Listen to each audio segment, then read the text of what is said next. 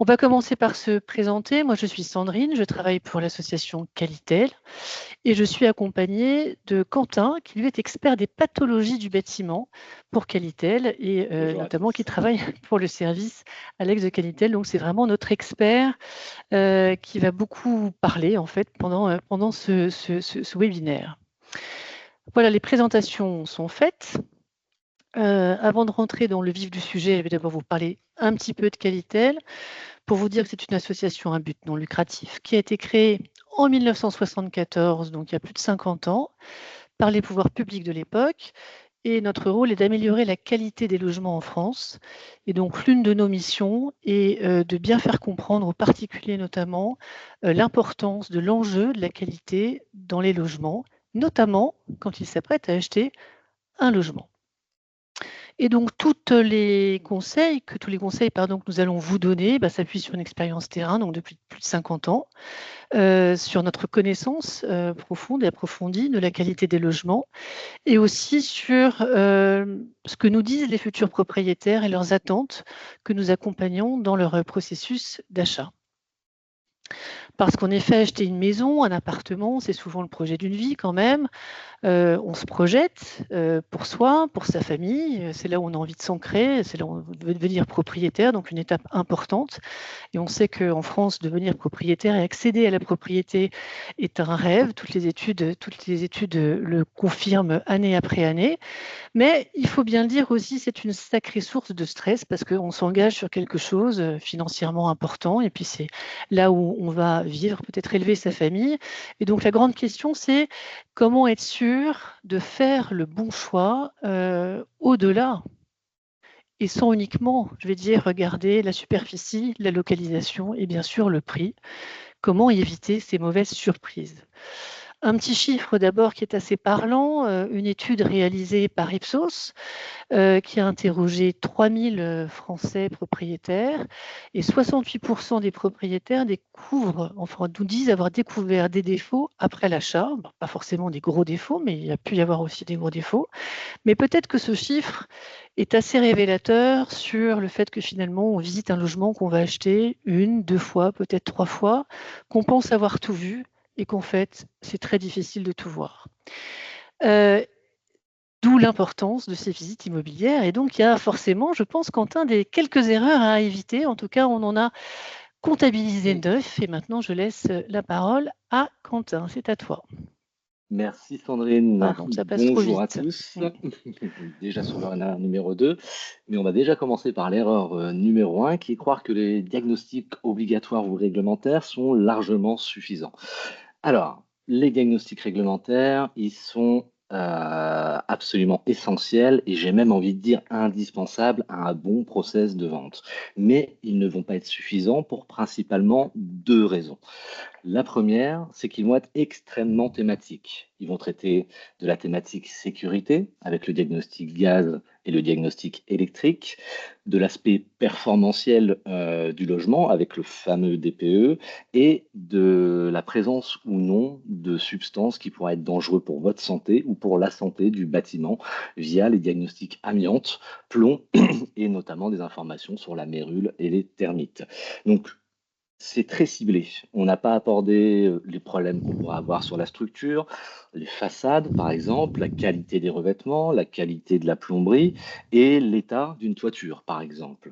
Et c'est ce qui m'amène à la deuxième raison pour laquelle ils ne sont pas suffisants, c'est que ces diagnostics ne traitent pas ou alors très peu de l'état du bien immobilier. L'état d'un bien immobilier est complètement central dans sa qualité. C'est ce qui différencie un bien avec une bonne qualité d'usage, donc en bon état, d'un bien complètement dégradé. On ne va pas du tout vivre dedans de la même manière. Donc c'est pour ça qu'il est également très important de regarder l'état de chaque élément. Juste un petit exemple sur le diagnostic de performance énergétique.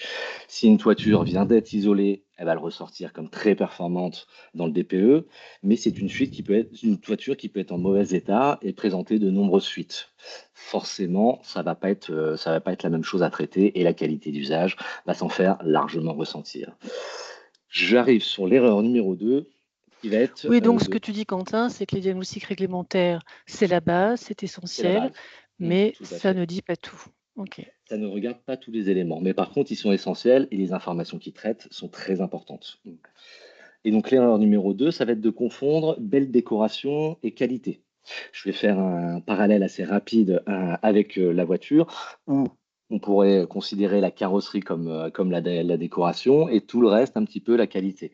Quand on achète une voiture d'occasion, et c'est le cas quand on achète un bien construit, on peut le considérer comme occasion, on va s'intéresser un petit peu à d'autres éléments que la carrosserie. On va regarder le kilométrage moteur, la boîte de vitesse, est-ce qu'elle a été changée ou non, la courroie d'alternateur, l'usure des pneus, enfin tout un tas d'éléments qui nous paraissent extrêmement naturels de vérifier pour une voiture, mais qu'on ne fait pas forcément pour un bien immobilier. Donc c'est très important. Et moi, sur une déco qui va être refaite très récemment, ou en tout cas pour la vente, il peut y avoir principalement, enfin, pour moi, deux raisons.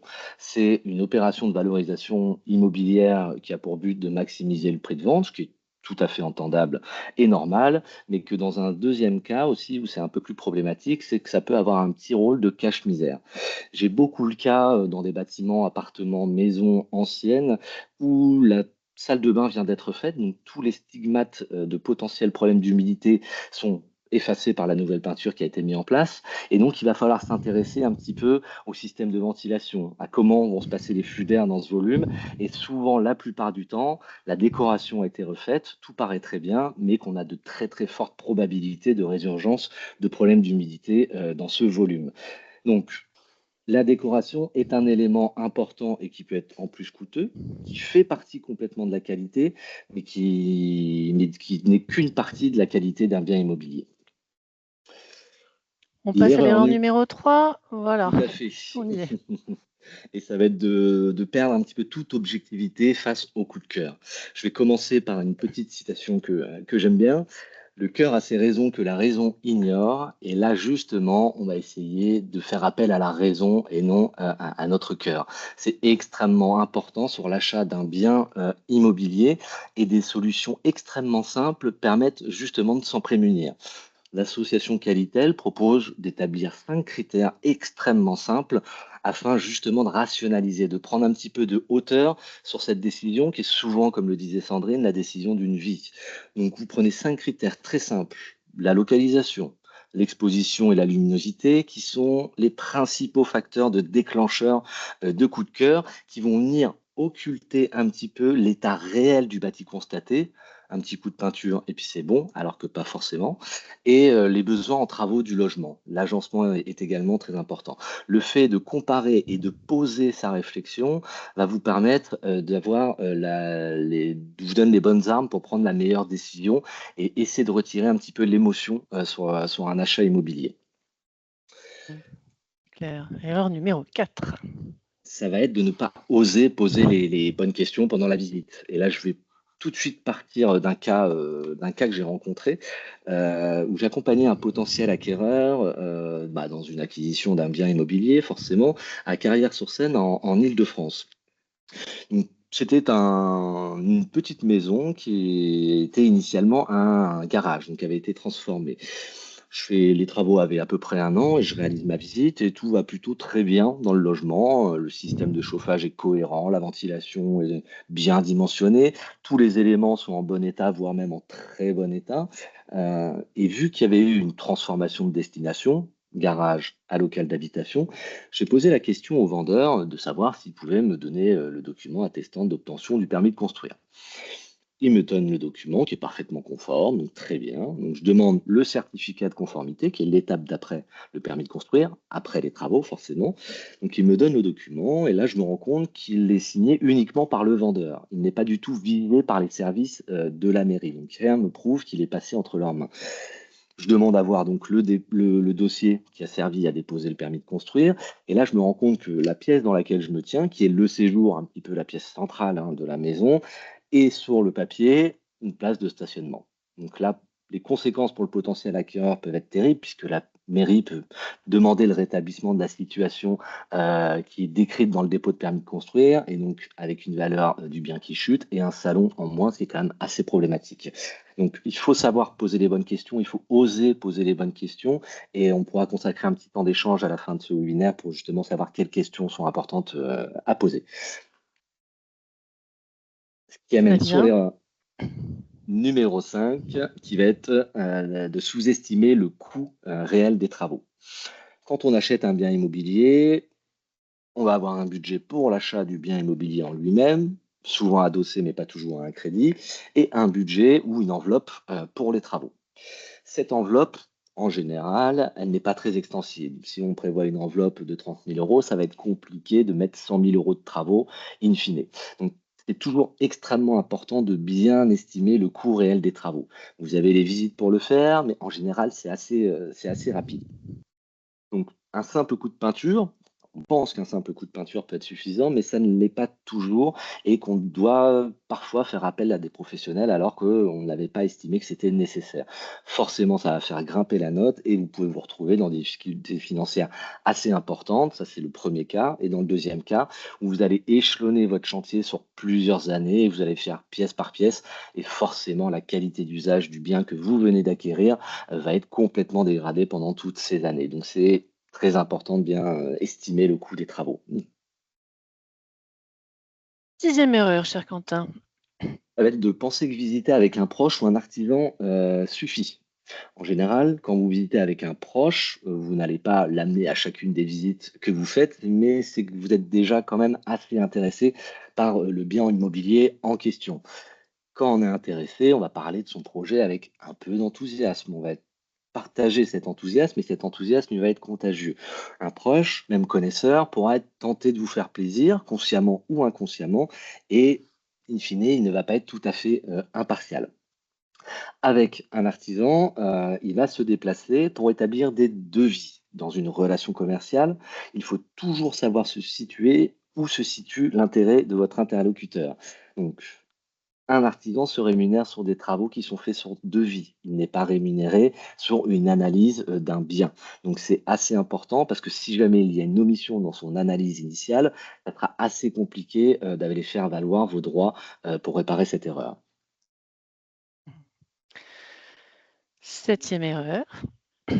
La septième erreur vient un petit peu synthétiser tout ce qu'on vient de se dire, notamment dans les erreurs précédentes, et c'est la qualité d'un bien immobilier est un critère extrêmement important pour l'achat d'un bien immobilier. Si vous ne prenez en compte que le prix, l'emplacement et l'aire superficie, vous résumez ce bien à un prix au mètre carré, à telle localisation, et que ça ne correspond tout simplement pas à la réalité. Et donc là, on a parlé de la qualité du bien immobilier, mais le bien en lui-même, il va s'inscrire dans son environnement. Et ça va être l'erreur numéro 8 de négliger cet environnement et les parties communes. L'environnement peut être source de nuisances. Le bruit en est une des principales. Donc mon conseil, ça va être de visiter non pas le bien, mais de faire la même démarche sur l'environnement. De visiter le bien à différentes heures de la journée. Privilégier les heures de rentrée-sortie scolaire et surtout en soirée. Vous pouvez avoir des quartiers qui paraissent très calmes le jour, et en général, c'est à ces heures qu'on fait ces visites-là, mais qui peut être très bruyant, voire parfois même avec des problèmes d'insécurité dès qu'on arrive dans la soirée. Donc, essayez de vous renseigner sur l'environnement. Et un point particulier pour l'achat d'appartements, de logements collectifs, quand vous achetez un appartement, vous achetez bien évidemment l'appartement lui-même, le bien, mais également une partie des parties communes via les fameux tantièmes de copropriété. Vous devenez en partie responsable de cette copropriété et en fonction de l'état des parties communes, des travaux vont pouvoir être votés incessamment sous peu. Je prends l'exemple assez malheureux d'une dame donc, qui était vendeuse de son bien immobilier, dont pareil j'accompagnais l'acquéreur, et cette dame elle vendait pour une seule et unique raison, c'est qu'une grosse réhabilitation thermique avait été votée sur sa résidence et qu'elle était en incapacité de payer. Donc c'est assez dramatique pour elle parce qu'elle se sentait bien dans son logement, mais il faut aussi pouvoir anticiper ce problème. Elle aurait su avant, elle n'aurait peut-être pas acheté, c'est ça que tu veux nous dire. Bah, complètement, oui. Mhm. Neuvième et dernière erreur. On a vu qu'il fallait réunir beaucoup d'informations, avoir une analyse technique un petit peu du bien, poser beaucoup de questions aux vendeurs, estimer correctement les travaux et que réunir toutes ces informations, ça va prendre un petit peu de temps. Donc l'erreur numéro 9, ça serait de se précipiter sans tout connaître de l'état du bien. Comme je le dis régulièrement à mes clients, vaut mieux passer à côté d'une bonne affaire que de se retrouver coincé dans des situations où on possède un appartement sur lesquels on a mal évalué les travaux, on a des problèmes avec le voisinage, toutes sortes de problèmes qui peuvent arriver si on n'a pas attendu d'avoir toutes les connaissances. Et du coup, ça peut être une source de stress assez importante pendant plusieurs années. Reprend la main sur ces 9 erreurs. Donc, on l'a vu là, avec tout ce qu'Antin vient de nous raconter, c'est que même en étant attentif, en ayant l'œil, en essayant de poser les bonnes questions, en fait, c'est assez difficile et quasi très difficile en fait pour un non-expert de bien comprendre ce qu'il est en train d'acheter et de tout voir sur la qualité du logement, parce qu'un logement, c'est encore une fois pas qu'une superficie, un nombre de pièces et un prix, mais c'est aussi tout un tas d'éléments techniques et structurels qu'il faut bien comprendre en fait. Et donc la question, c'est comment on fait pour acheter son logement en toute connaissance de cause en fait, comment on le fait. Tiens, je vais reprendre le parallèle de Quentin sur la voiture. Quand on achète une voiture, en général, on est quand même une voiture d'occasion, j'entends, on est très bien informé, les carnets d'entretien, l'état de la voiture, enfin bref, on sait quand même. Oui, madame, il sera possible de voir le replay. Pardon, je lis les questions en même temps, mais vous pourrez avoir le replay. Et donc, tout ça pour dire que c'est là qu'intervient une solution, qui est la solution qui a été pensée spécifiquement pour ça, pour apporter de l'expertise, de la clarté, de la transparence à ce moment où on prend une décision cruciale. Parce qu'un manque d'information, finalement, mais je crois que vous l'avez compris avec ce qu'a raconté Quentin, finalement, le manque d'information peut coûter cher en argent si on n'a pas bien anticipé les travaux de rénovation. Et on ne parle pas de travaux d'embellissement, hein, on parle de travaux de réparation ou de remise en état de choses qui peuvent être sensibles pour la pérennité du bien et du logement. Et donc, ça peut coûter cher aussi sur la qualité de vie et le confort. Et donc, cette solution dont je vous parle, c'est la solution Alex. Alex comme acheter un logement avec un expert. Et en fait, l'idée, elle est toute simple, mais vraiment toute simple, c'est de permettre à qui veut de pouvoir être accompagné par un expert en pathologie du bâtiment. Vous en avez un en face de vous, enfin, à l'image qui est Quentin. Ils sont tout un tas, en fait, qui sont comme ça, experts en pathologie des bâtiments et qui ont l'œil, plus que nous, plus que peut-être vous, pour voir ce qui va ou ce qui ne va pas dans le logement. Et alors, avant de passer à la slide suivante, cette idée, elle est tellement toute simple que ça existe dans plein de pays, en fait, en Angleterre, au Canada, aux États-Unis, en Espagne, en Italie, où finalement, c'est un réflexe pour tous ceux qui sont en train d'acheter le logement de leur vie, de faire passer un espèce de contrôleur technique, en fait, un expert pour voir si ce qu'ils sont en train d'acheter est en bon état. C'est même pas réglementaire, c'est juste un réflexe parce que c'est du bon sens.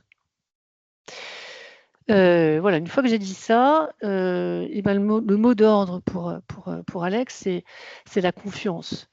Nos experts sont 100% objectifs, 100% impartiaux. Ils sont là pour donner un avis, point.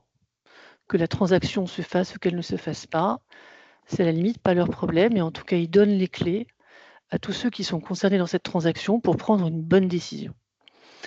Il y a également la caution de Qualitel, on l'a dit, plus de 50 ans d'expertise, une association, un gage de sérieux et de confiance, et tout ça avec quand même l'idée de permettre à chacun de faire un choix éclairé et serein, que ce soit pour un acheteur de sa résidence principale ou pour un achat locatif, un investissement locatif.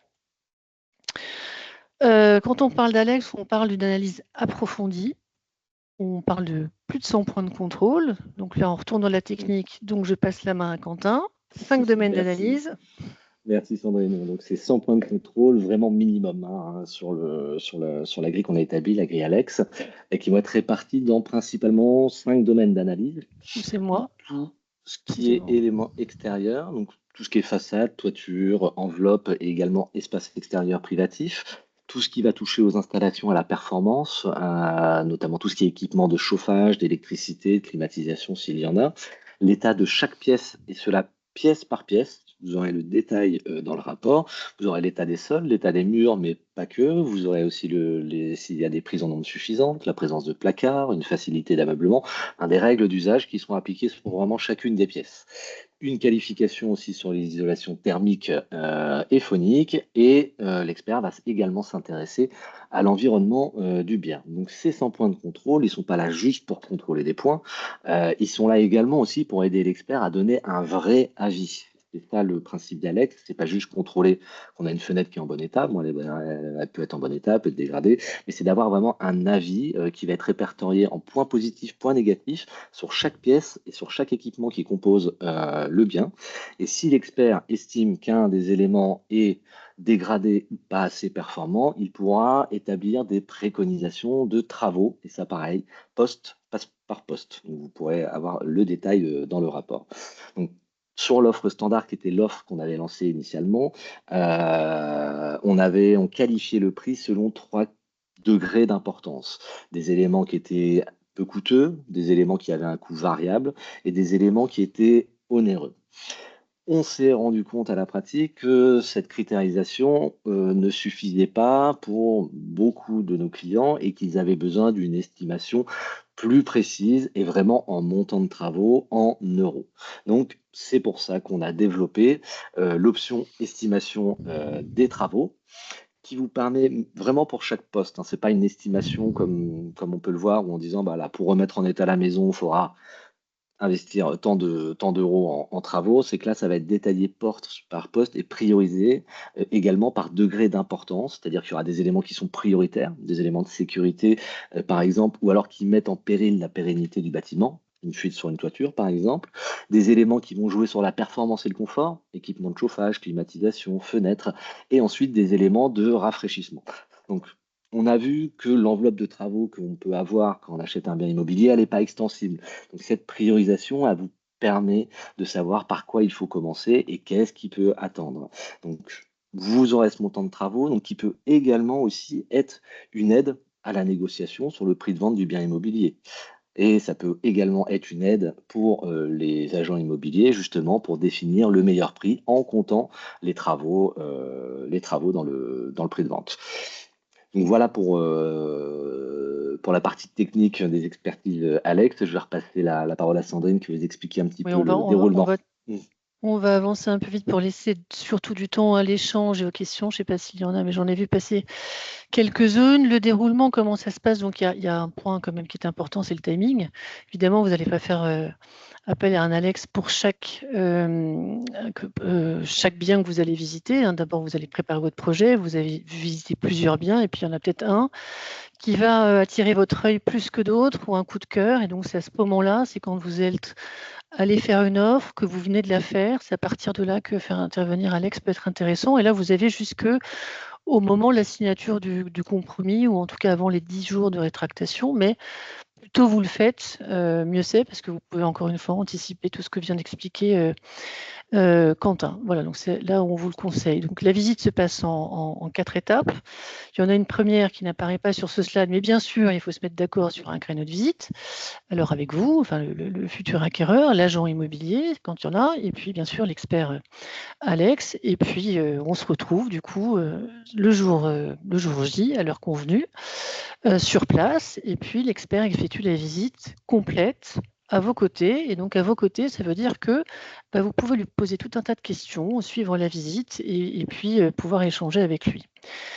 Et puis à la fin de la visite, un débrief, un échange sur ses premières conclusions de l'expert. Et à la fin, vous recevez un rapport très détaillé sous 48 heures ouvrées après la visite. Un rapport qu'on a voulu facile à lire et à comprendre, et donc avec plusieurs niveaux de lecture. D'abord, une page et demie de conclusion de l'expert sur ce qu'il a vu de bien ou de choses améliorées. J'insiste sur ce qu'il a vu de bien aussi, parce que on insiste aussi sur ce qui va bien dans le logement que vous voulez acheter. Il n'y a pas forcément que des choses à améliorer, mais il y a des choses qui sont forcément positives. Ensuite, vous avez une page avec les préconisations de travaux et le chiffrage éventuel, et puis l'évaluation détaillée pièce par pièce. Donc, je vous le disais, on l'a voulu Ce rapport clair et précis, ce que nous dit un client, Pierre, qui a trouvé que le rapport était complet, facile à lire et surtout à comprendre.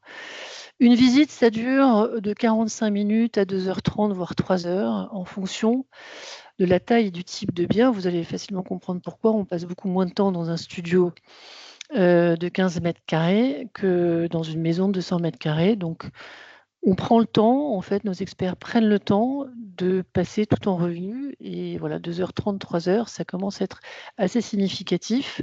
Mais pour vous dire qu'ils font une analyse approfondie. Et donc, les bénéfices concrets de tout ça, c'est le pouvoir de savoir. C'est important de savoir ce qu'on est en train d'acheter. On sait ce qu'on achète quand on achète une voiture. On sait ce qu'on achète quand on achète aussi de la nourriture, des choses au supermarché. Bon, le logement, on sait un peu de choses, mais peut-être qu'on a besoin de mieux comprendre. Voilà, et c'est ce que nous dit Samuel, que l'expert a repéré des anomalies qu'il n'avait pas constatées. Ça ne l'a pas empêché d'acheter le logement, mais ça lui a simplement permis d'anticiper des choses, de mieux les intégrer dans son projet d'achat. Voilà, donc sécuriser un investissement, prioriser les futures rénovations, obtenir un avis objectif et impartial. Vraiment objectif et impartial, c'est important. Et tout ça pour gagner quand même en tranquillité d'esprit. Voilà, je propose d'être votre allié pour prendre l'une des plus grandes décisions de la vie avec clarté et confiance. Peut-être que c'est le moment de passer aux questions, du coup. Oui, il y a On déjà en a plusieurs. des questions écrites. Ouais, je me permets de les lire. Alors, Ouais. une question. Alors, Attendez, je vois pas le nom. Bon, de vos experts engagent-ils leur responsabilité s'ils passent à côté d'un défaut important qui aurait remis en cause la décision d'acquisition? Donc, c'est une très bonne question parce qu'elle permet de vous parler aussi des limites de notre prestation. C'est-à-dire que on va du coup chez une personne qui est le vendeur et en général on accompagne l'acquéreur et donc notre expertise elle n'est pas destructive. C'est-à-dire qu'on va pas casser des doublages pour voir ce qu'il y a derrière parce que je pense que le vendeur il serait pas très content. Mais que par contre ça engage leur responsabilité, c'est-à-dire que tous les éléments qui sont visibles lors de la visite doivent être dans le rapport. C'est une personne qui est considérée comme sachante. Et donc, s'il est passé à côté d'un défaut important visible pendant la visite, le jour de la visite, effectivement, sa responsabilité peut être mise en cause. et tous nos experts sont évidemment assurés pour Tout ce à type fait. de prestation si jamais il y a un problème comme ça survenait. Autre question, à quelle étape du projet est-il le mieux de faire appel à un expert? Je crois on y a répondu, hein, donc plutôt Oui, autour de l'offre après ou quand l'offre est acceptée. Une question, Quentin, yes. pour toi, sur l'estimation des Ouais. travaux, basée sur quoi? Alors, elle est basée sur un partenariat qu'on a fait avec l'INTEC, qui est l'Union nationale des économistes de la construction. Donc, c'est basé sur plusieurs dizaines de milliers de devis, qui a été réactualisé au 5 janvier de cette année, et qui vont même un petit peu plus loin que ça, parce qu'on avait une base de données qui était tellement énorme qu'on a pu départementaliser les prix, c'est-à-dire que nos prix, nos estimations, qui sont sur des prix de travaux et de prestations standardisés, c'est-à-dire pas pour du bas de gamme, pas pour du haut de gamme, mais vraiment pour quelque chose qui répond à un bon confort et à la réglementation. Donc ils sont départementalisés. Le prix des travaux ne va pas être le même à Brest qu'à Marseille, qu'à Lille. Donc vraiment, on essaie d'être au plus près sur nos estimations. Donc voilà, et qui sont réactualisés tous les ans. Et on pourrait peut-être préciser, Quentin, que ça prend tous les frais de déplacement, de déposer d'anciens équipements, Tout à voilà. fait. Donc c'est vraiment on est parti du principe que voilà, c'était vraiment tout compris. Donc, tout est compris dans la prestation, c'est fourni et posé.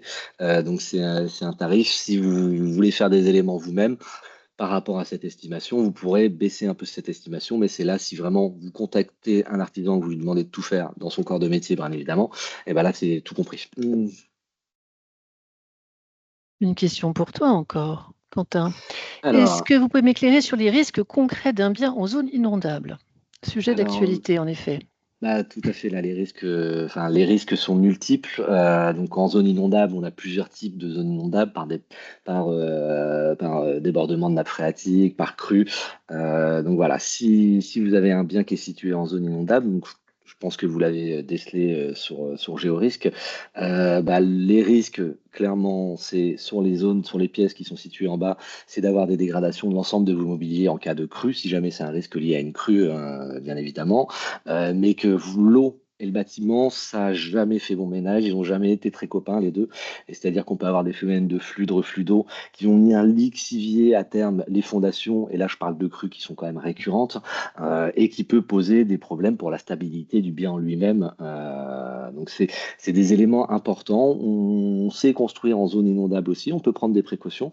Donc ça dépend vraiment de la date de construction du bien, de beaucoup de facteurs, mais voilà, il y a des risques pour la structure, pour le mobilier intérieur, de réfection de tous les revêtements à chaque fois qu'il y a une crue. Un passage de crue, c'est la pièce est à refaire complètement, quoi. Donc voilà. Après, tout dépend du risque de crue aussi, hein. Autre question, si la durée est de 45 minutes à 2h30, faut-il prévenir l'agent immobilier en amont? C'est mieux, parce qu'en effet, il faut aussi qu'il se libère. Bon, parfois, il y a des visites qui se font sans l'agent immobilier, simplement il passe les clés. Il faut que quelqu'un puisse quand même ouvrir la porte du logement, mais en effet, nos clients préviennent et souvent l'agent immobilier accompagne lors de la visite. Et donc, Tout les à fait. Puis rendez-vous, il faut les caler et prendre compte aussi bien sûr, de leur disponibilité. Tu voulais on rajouter donne, quelque chose? oui, Oui. on donne toujours un temps estimatif en fonction de la surface du bien. Comme ça, vous pouvez le transmettre en amont à l'agent immobilier et ne le bloquez pas à 2h30 pour un bien qui pourrait aller plus vite, hein. Et du coup, nous avons d'autres questions. Nous avons visité, il y avait une question sur Non, les attends, est-ce que le tarifs. vendeur a le droit de refuser une visite d'expert? Il a le droit de tout faire, le vendeur. Mais un vendeur qui Il vous est- refuse, c'est pas bon signe.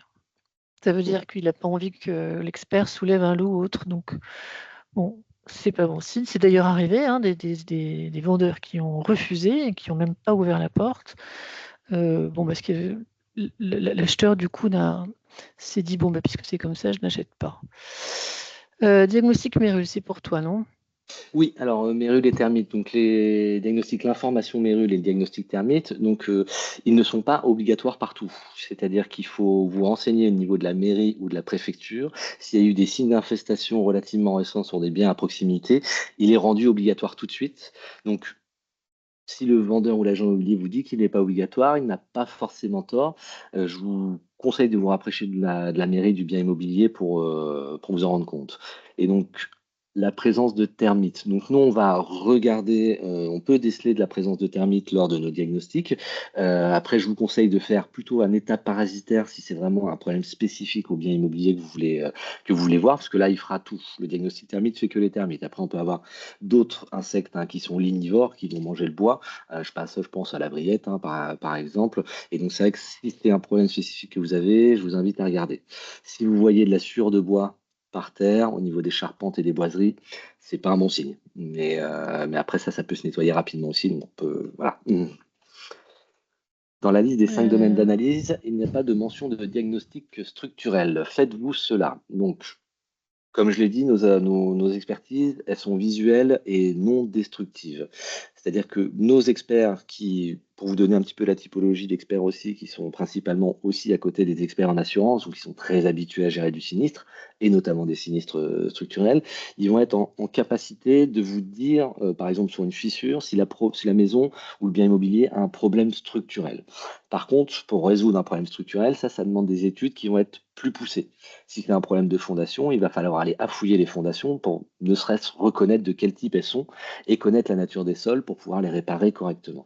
Donc nos experts, ils vont se prononcer sur la structure et ils vont se prononcer en ces termes relativement simples. La fissure observée est plutôt inesthétique et il n'y a pas de problème pour la structure du bâtiment, ou la fissure est importante et il peut y avoir un problème sur la structure du bâtiment. À savoir que quand on qualifie une fissure, un point qui est très compliqué à avoir en une seule visite, c'est son évolutivité. Une fissure qui bouge, ce n'est jamais bon.